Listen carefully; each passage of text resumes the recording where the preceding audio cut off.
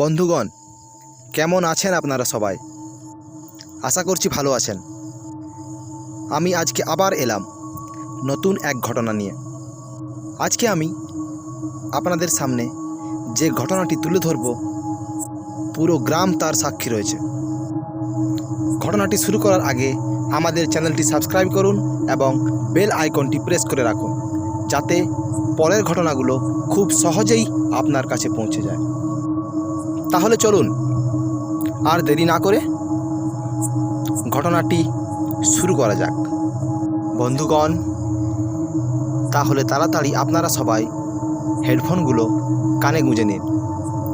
শুরু করতে চলেছি আজকের ঘটনা, জীবন্ত সব। সকাল থেকেই ভীষণ বৃষ্টির পরে 2টো নাগাদ বৃষ্টি থামল। আকাশটা বেশ পরিষ্কার লাগছে। মেঘের আড়াল থেকে সূর্যি মামা যেন উঁকি মারছে।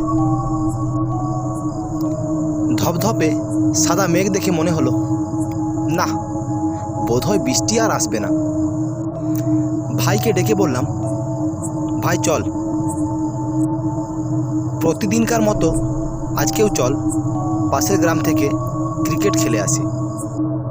বেশ, আর কি, ভাই তো যেন তৈরি হয়েছিল। বেরিয়ে পড়লাম দুজনে। খেলতে খেলতে 6টা বেজে গেল। বাড়ি যাবার জন্য আমরা বেরিয়ে পড়লাম। বাড়ি পৌঁছে হাত মুখ ধুয়ে কিছুক্ষণ রেস্ট করছিলাম। হঠাৎ ভাই এসে বলল, দাদা চল, মোর দিক থেকে কিছু খেয়ে আসি। আমি উঠে বসলাম। ঘড়ির দিকে একবার তাকালাম, দেখি 7টা বাজে। বেরিয়ে পড়লাম ওর সাথে। মোড় থেকে প্রায় 100 মিটার দূরে একটি ফাস্টফুডের দোকান বসে। আমরা রোজ বিকেলে সেখানে যাই। আজকেও আমরা সেই দিকেই রওনা দিলাম। সেখানে পৌঁছে দেখি প্রচুর ভিড়। ফাস্টফুডের দোকানটাকে ঘিরে অনেক ছেলে মেয়ে দাঁড়িয়ে আছে। যা ভিড়! মনে মনে ভাবছিলাম, আজকে বোধহয় আর আমাদের কপালে এগরোল জুটবে না।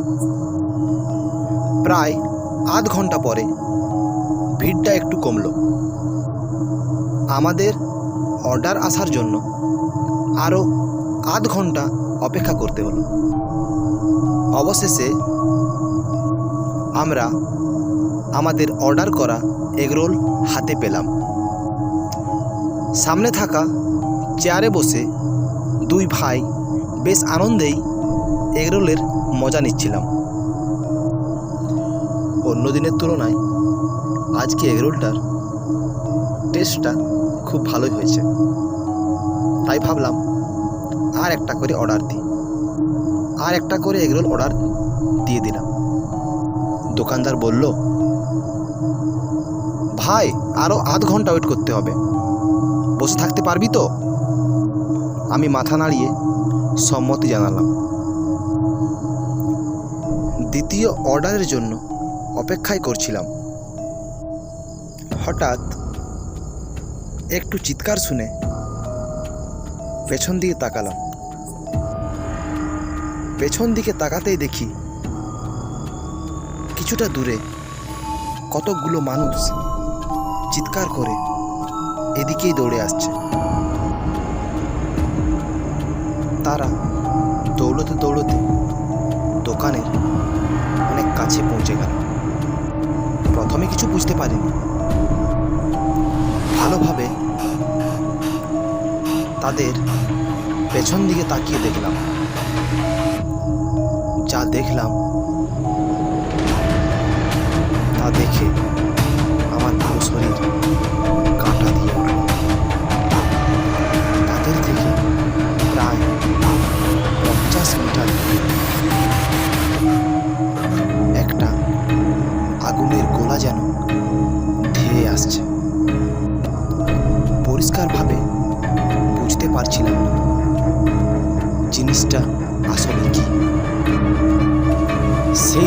দেখে সেখানে উপস্থিত যতগুলো ছেলে মেয়ে ছিল ভয়ে যার যেদিকে চোখ যায় দৌড়তে শুরু করল।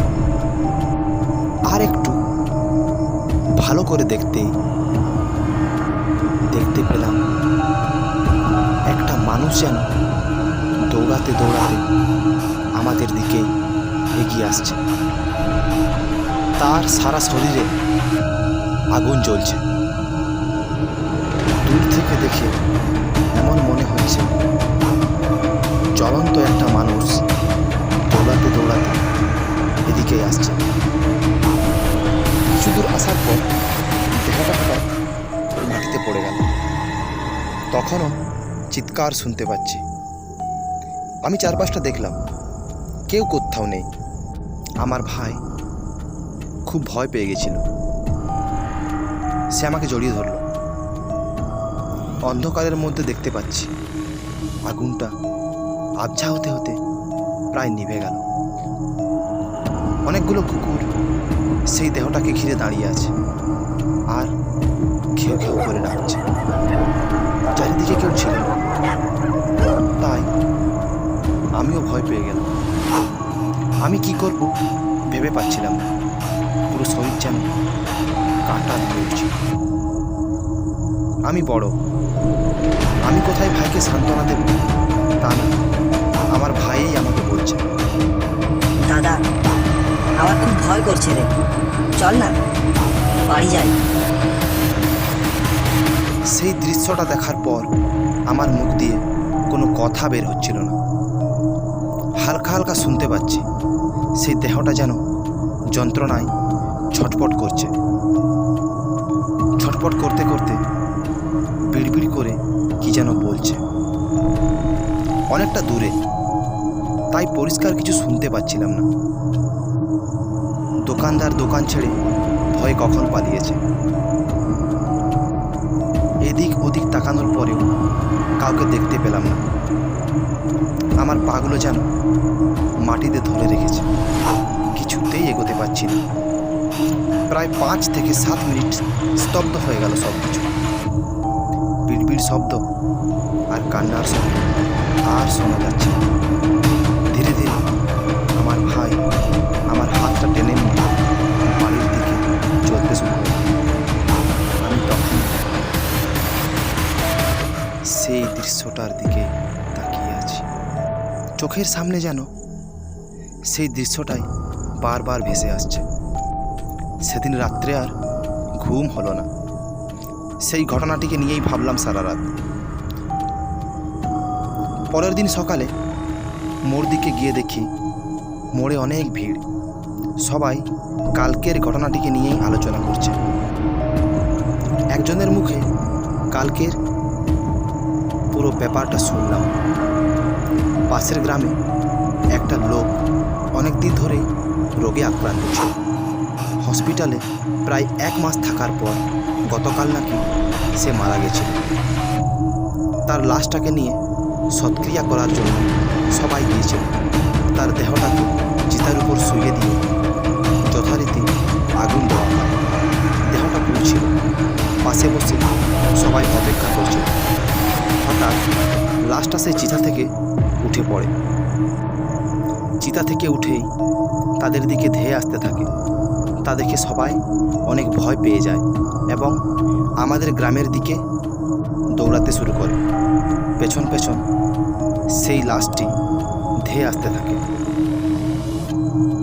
পুরো ঘটনাটা শোনার পর আমি একটু অবাক হয়ে ভাবলাম, মানুষটা কি জীবন্ত ছিল নাকি তার আত্মা কোনো প্রতিশোধ নেবার চেষ্টা করছিল? আপনাদের কি মনে হয় কমেন্টে অবশ্যই জানাবেন। আজকের ঘটনাটি এখানে শেষ করছি। পরের ভিডিওতে আবার দেখা হবে নিত্য নতুন সত্য ঘটনা নিয়ে। ধন্যবাদ।